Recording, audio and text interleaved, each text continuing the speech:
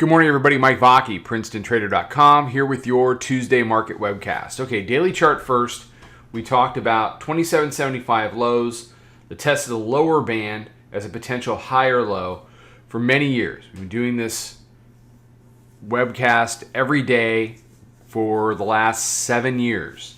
And the one thing I have always told everybody about the E-mini is it likes to trade lower band, middle band, upper band, middle band, lower band.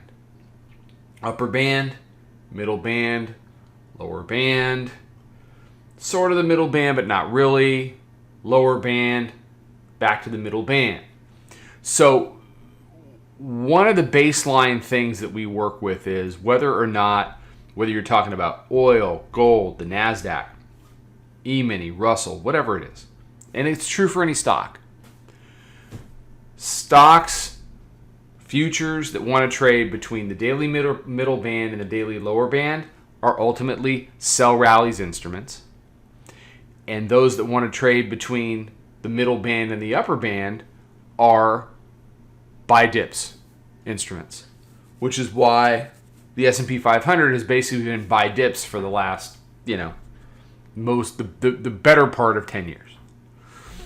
You can see that's what's been happening since the middle band break on July 31st, August 1st, is it's been sell rallies. You can rally, but it's ultimately a sell. Okay. Today is where we're going to figure out whether that continues to be true or not. We tested 31 overnight. That is a full-blown test of the daily middle band. They've taken about 10 handles off of it. I don't read a whole heck of a lot into that. Yesterday was a follow-through day. They took it up over 2,900. They gapped it up into the regular session. The regular session really wasn't much to talk about. We opened at 23 and change. We closed around there. They had one move up, really, and one move down, and it all just kind of mushed back into the middle. I didn't trade it particularly well. We have had 9 red days in 2019.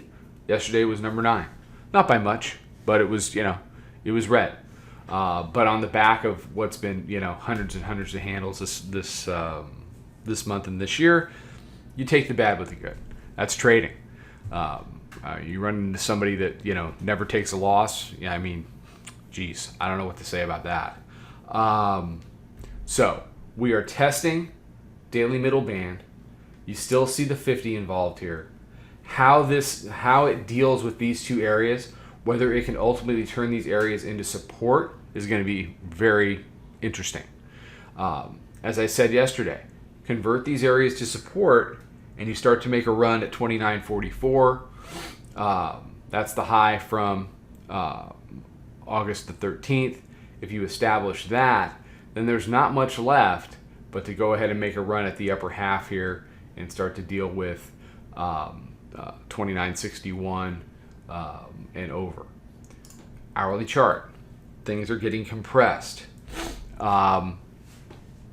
It's Globex, so you got to take it with a grain of salt. Still, it's the most compressed things have been in the last week. So compression, expansion. Which way? I don't know. Neither does anybody else. Just understand that when it does move, there'll be time to get in. We got a little 10 handle start here, and whether that's the beginning of it, maybe not, but these Bollinger Bands aren't budging. So you see the daily pivot there at 29.15. You see this week's weekly pivot at 28.84. None of that was threatened yesterday.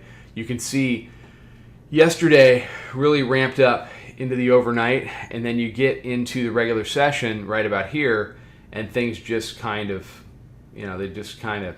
they rolled it up and they rolled it back. So like I said, one good up, one good down. It was just kind of a flat RTH after the gap up in Globex. So I'll be interested to see. We should have a much more